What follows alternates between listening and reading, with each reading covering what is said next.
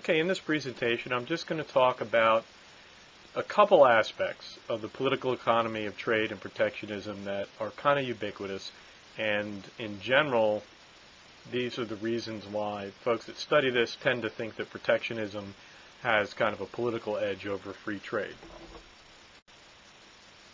Just recall, we have costs and benefits of trade. The benefits outweigh the costs, but there are costs. The benefits, the primary benefit, because the gains from trade are realized by cheaper imports and by consuming more stuff, go to the consumers, right? All consumers benefit by having more stuff, less price. It also, the specialization inherent in trade, benefits your export competing producers, right? They have a bigger market, they tend to, have more work, and so they are the real gainers. The costs are generally borne by the import competing producers, especially the ones who are immobile, anything that's immobile in that. But generally, even if there is mobility, people don't want to, you try to protect your business. At some level, you have an investment in something, and so the import competing producers are seen as the ones that bear the cost. And we remember that under producers, we have both the owners of capital and the labor that works in the industry. Now, we got a couple factors here that affect the balance, the political balance of power between these groups. Benefits to consumers, and the first one is distributional, in the way the costs and benefits are distributed. Benefits to consumers are diffuse, rather, and they're spread out over everyone in the society, and for each person they tend to be smallish.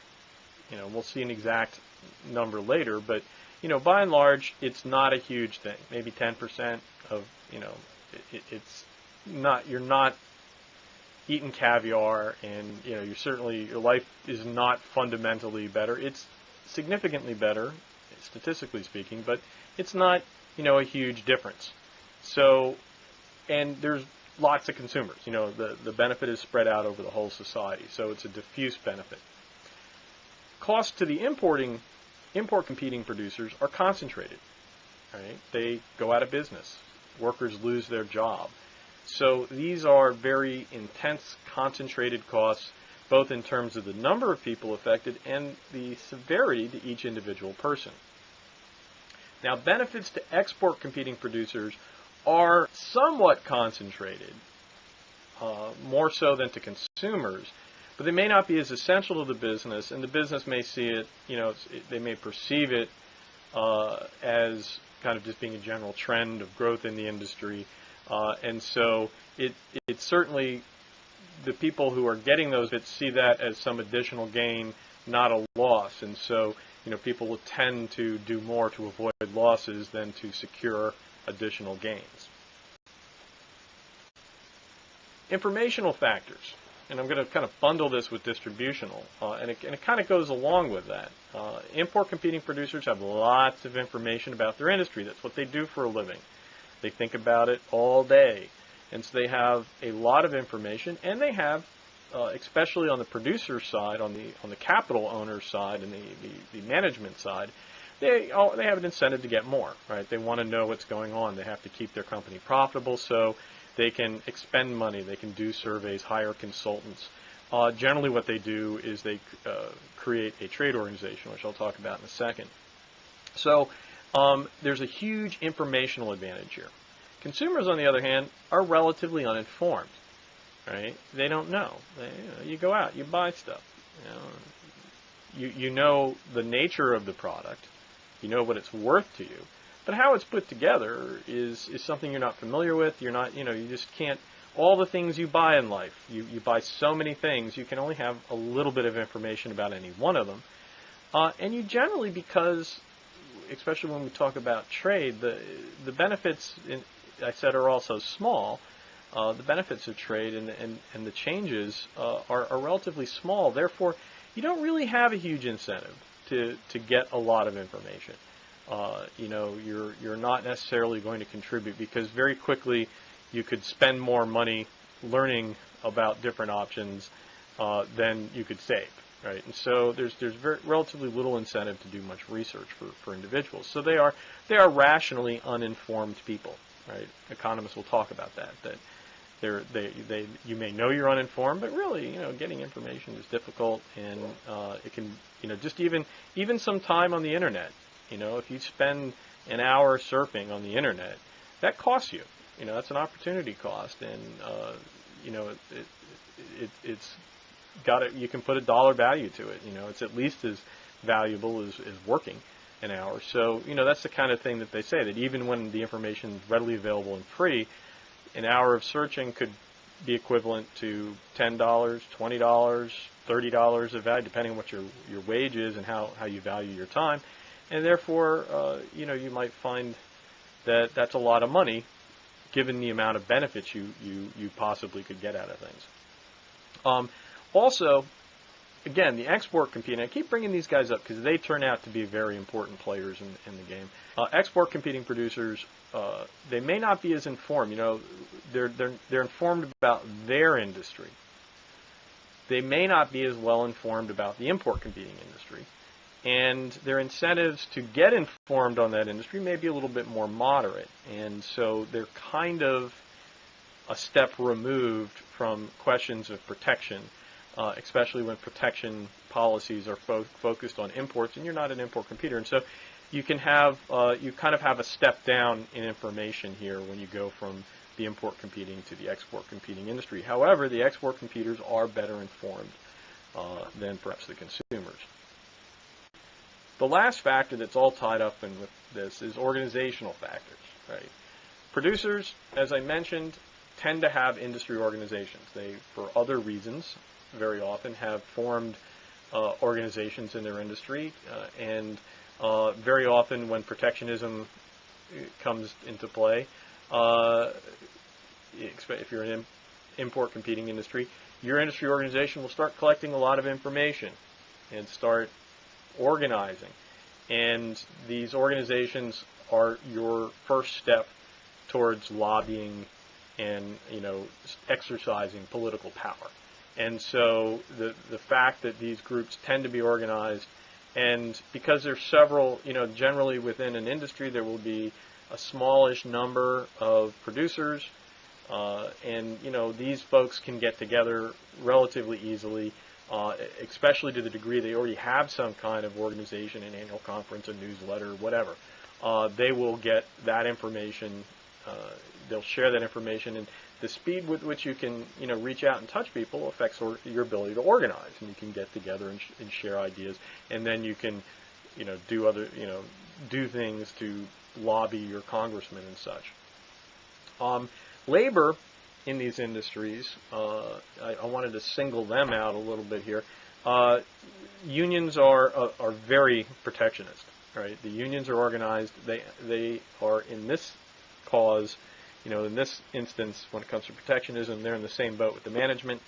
And even though they might have a adversarial relationship with management on occasion, in this case they're in the same boat. So they provide another, a pre-existing organization with resources, and a very powerful one in that they have a lot of votes. They tend to representing the voters, the lion's share of voters amongst the producers.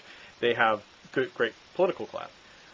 Where you don't have unions, you often find companies organizing PACs, and you have, there are a lot of industries that are not heavily unionized, and very often these companies will sponsor PACs, and the very fact that everyone is at work together all day greatly facilitates this organization, right? And so it's really relatively easy to do. And you see a lot of company organized PACs out there that will collect donations from the employees and add their weight. Sometimes these things are both kind of a labor management, well, they almost always are, a labor management cooperative here. So we have a great organizational advantage amongst these producers. Now this can, when we talk export versus import competing, there is a difference. Again, when the company's on the line and your job is on the line, your salience, that's a term we like to use, the importance of the issue to you is very high. For export competing guys, it may or may not be, right? And so there is a slight disadvantage there. But generally, we've got the idea that these folks fighting for their jobs are already, not only are they more interested in it, not only is the benefit concentrated in them, not only are they more aware of it informationally, but they're better organized, right, to go out and compete. Now we get to consumers, and I got question marks. Consumers can be organized, and there can be groups that promote their interests, but that's across all the products they consume. And to be organized for one consumer of one product, now there are organizations. There are where the consumers are industries, right? You frequently will find there are groups of people who are consumers of products that will organize themselves. So sometimes you do get that. Examples I could give you, coal, the power industry consumes coal, and therefore they are organized and are lobbying Congress to get transportation rates on coal, because all coal is transported by railroads, and most coal is consumed by power companies. Power companies are organized, and they're effectively lobbying Congress, and the railroads are just scared to death that these guys are going to force regulation in to drop the shipping charges, force shipping prices down. And so in that case, some consumers can be organized.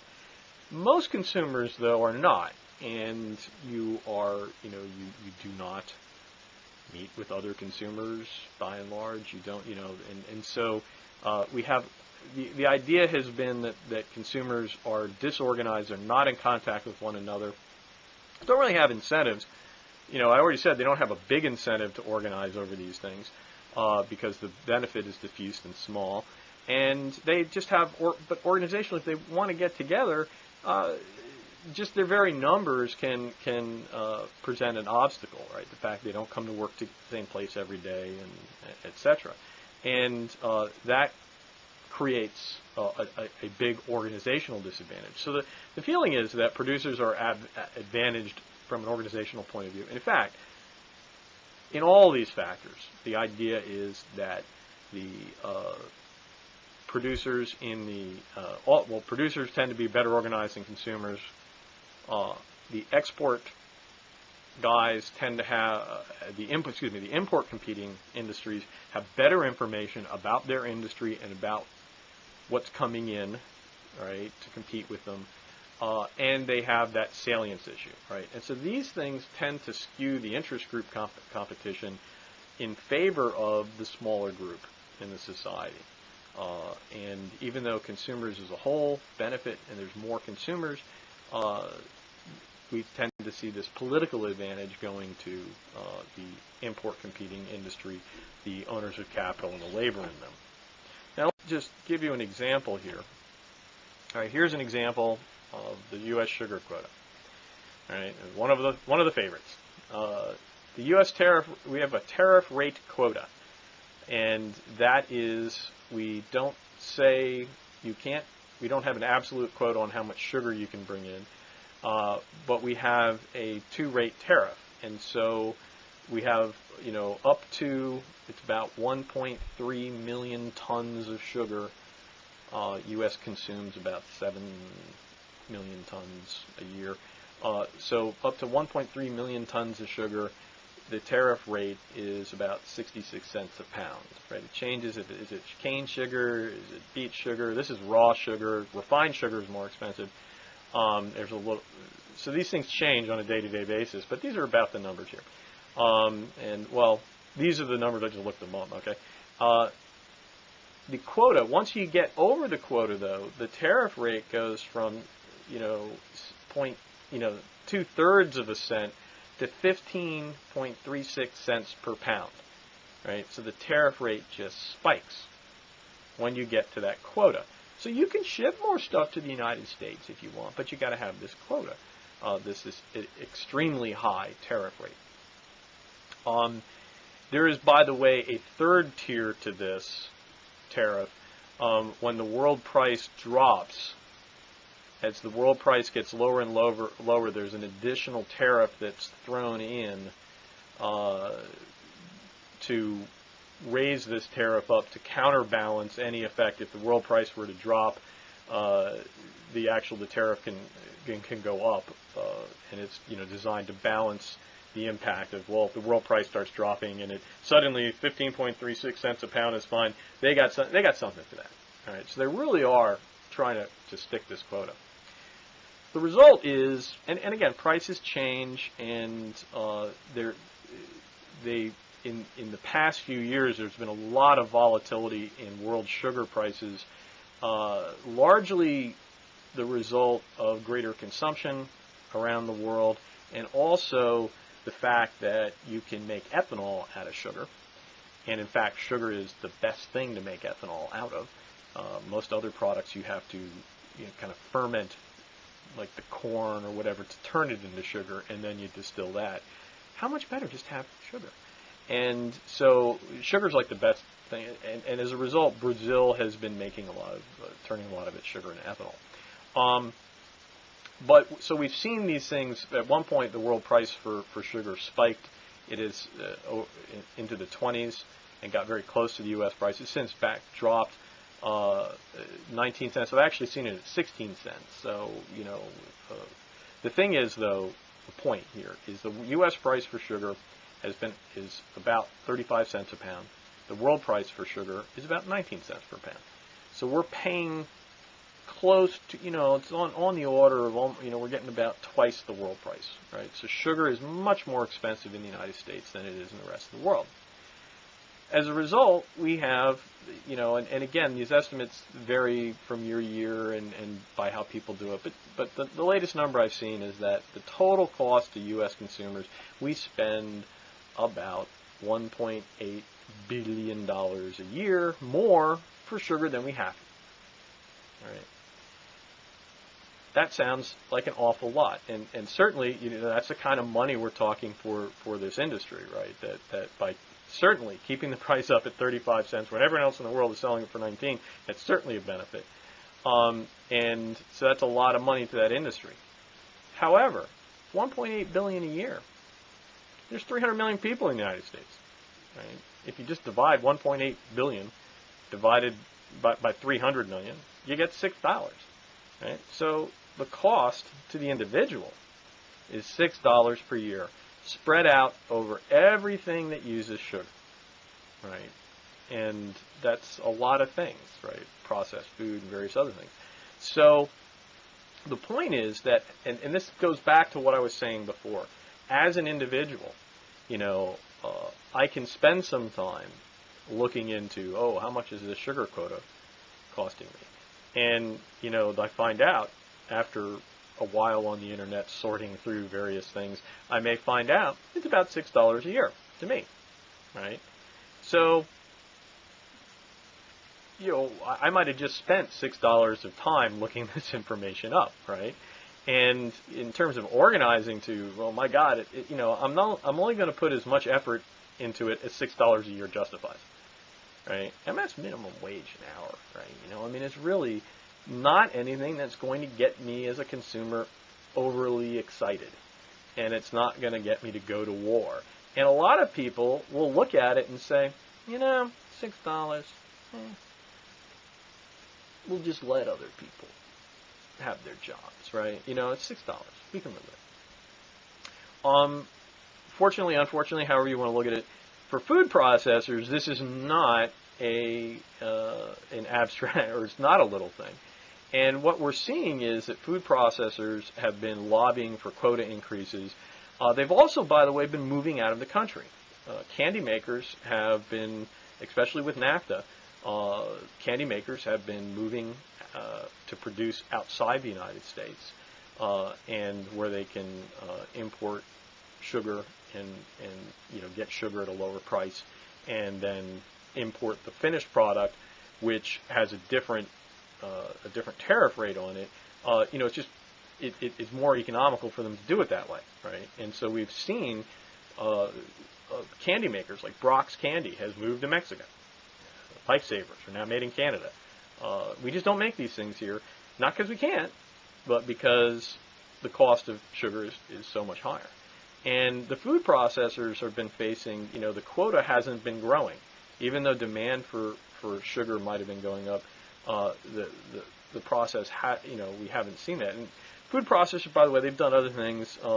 High fructose corn syrup, right? Coke and Pepsi went to using high fructose corn syrup, and because they just said we can't pay for this sugar anymore, right? We're not going to pay for and sugar. By the way, sugar in the United States is made from cane sugar in the locations where you can grow cane sugar, and in other parts of the country, it's made from sugar beets. A lot of sugar is made from sugar beets, and those are two types of things. And in fact, the tariff on sugar beets is sugar beet sugar is a little bit higher than the cane sugar. So the point, though, is the food processors are the ones that are lobbying for free trade, and you have this fight going on between them. And the food processors are not trying to they're not saying do away with the quota. They're saying let's expand the quota. But again, they're the ones that are lobbying for it. And so in this contest, it has to get to it's actually had to get to the point. The food processors always would have benefited.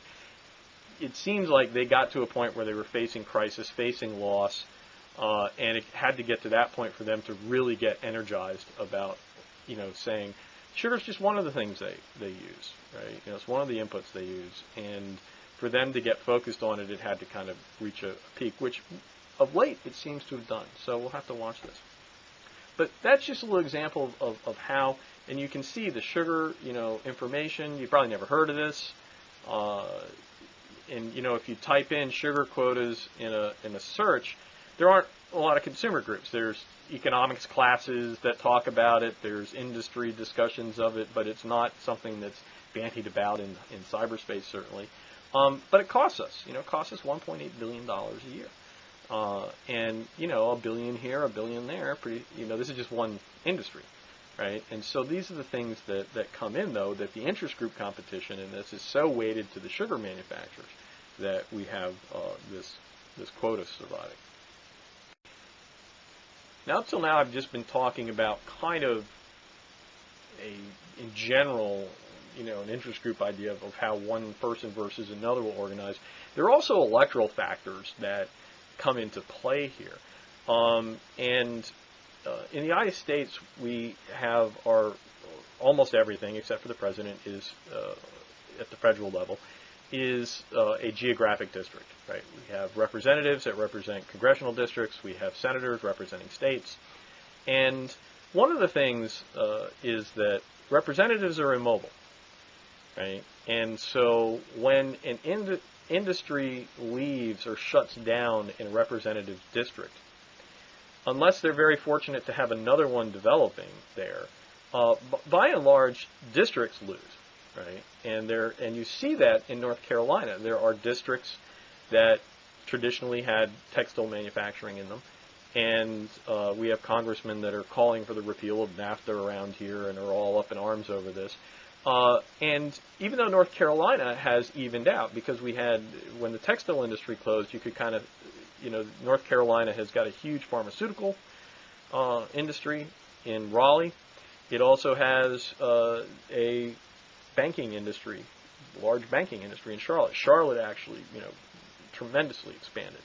And the thing, though, is the congressmen in Charlotte and Raleigh are not the congressmen in Rayford, North Carolina, or these little towns that used to have mills, right? And so your representatives are immobile. Sure, the districts move, but the boundaries are going to creep incrementally and generally going to stay in about the same place, right? The boundary may move up or down here, or they may subdivide Raleigh a little more, but by and large, the representatives are not moving anywhere, and they only do it every 10 years, right? So they change this. So this is a big thing, that the representatives themselves in this situation are, going to face constituents who are disproportionately immobile, right? When the mill closes, everyone who can get a job and moves. They get out of Dodge, they move to the jobs. The people that are left are the ones that couldn't move. So they are naturally representing the immobile people.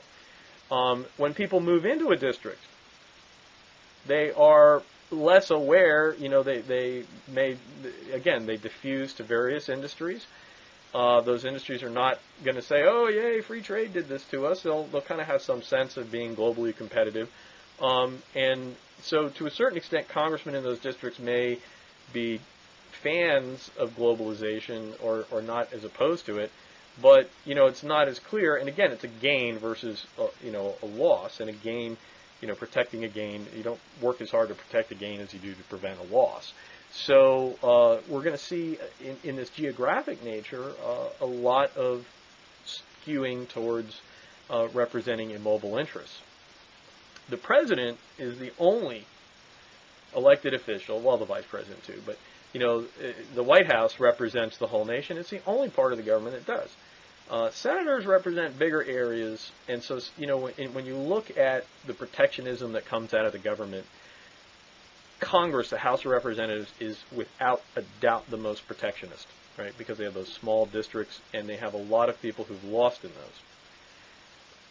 Senate, a little more open to trade, right? But still, we've got losers and gainers amongst the states. The president is almost always a free trade advocate because the president represents the whole country, and so when you do things that benefit the society as a large, the president, the economy as a general benefits. The president faces re-election. It's always the case that the economy is a major part of the electoral decision that people make. And so one of the things we get is we have these two poles. We have our House of Representatives, which tends to be very protectionist, and we have the president, who tends to be very free trade oriented. Now, he doesn't speak that language when he goes out looking for votes, mind you, but in policy matters, he tends to be more that way. Another thing that comes up, we can talk about geography. We'll also talk about an aspect of geography. This is political geography. Is critical districts, right? And not all districts with losing folks get aid, but critical districts tend to get it more, right? Because when you go in and if you're in Congress and you're trying to get protection, by and large, again, the whole society is voting, and there's some idea that protection, logically isn't a good thing, even though they don't say that in campaign speeches. The thing, though, is when they are trying to appeal to other people, other congressmen for support and getting people to vote and all, it turns out that usually it's the competitive districts that will get more protection. These are the districts in which there will be more, the races are closer. And so, where races can go either way, electoral races can go either way, we tend to see more protection being given because both parties, are interested. And like I say, both parties will offer protection. The incumbent party, whoever has the majority, a critical district is critical for both parties, right? The very definition of it is that both parties have a shot at it. So the party that has a majority in Congress will try to offer protection to that district. And it will offer more protection to industries that are, heavily represented in critical districts than they will to industries that are represented in safe districts, right? And so not all districts are equal, right? This idea of criticality is very important. Florida, a lot of districts, states that flip, and also states that are competitive, are critical in the federal, in the presidential campaign.